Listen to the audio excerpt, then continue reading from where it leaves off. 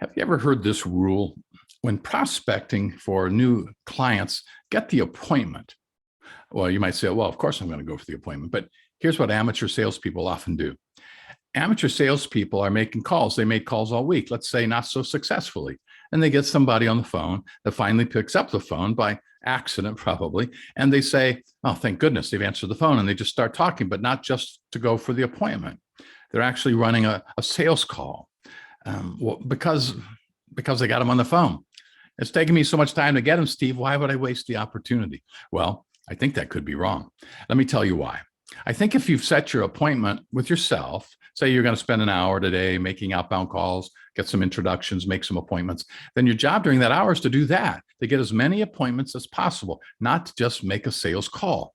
So what's a win and what's a loss here? Well, you could argue it, I guess, but let's say you had that hour. Is it a win to get 5 appointments set with people who really want to talk to you? Or is it a win to talk to one person for, say, 10 or 15 minutes and they say, hey, this sounds pretty interesting, send me some stuff? Well, I'd tell you that getting 5 appointments is a win.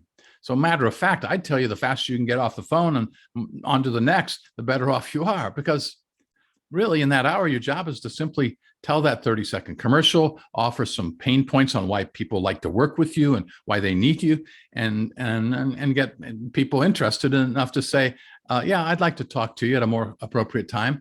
Always be respectful.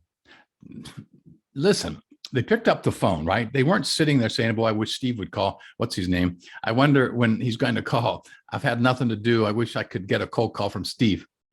Well, that's kind of silly, but no, that's not what they're saying, is it? No, you know what they're saying. They've got a million things to do. And when you call randomly, it's not scheduled. They pick up the phone. They've got their mind on other things. You want to eat up a very short amount of their time. So you will always be respectful. But so just know that in a no pressure situation, you're going to take maybe 2 minutes at the most. If you ask for permission to do that, you're going to tell your 30-second commercial. You're going to put some pain points out there, some indicators on why people do work with you. And you want to know whether any of that resonates and would they be interested in setting a time when they're expecting your call to talk further.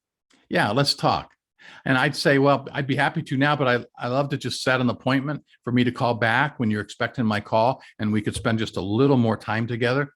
And that way you can continue doing your activities that you were working on. So most people say, wow, why would you want to do that, Steve? Why would you do that? Why won't you just talk to them?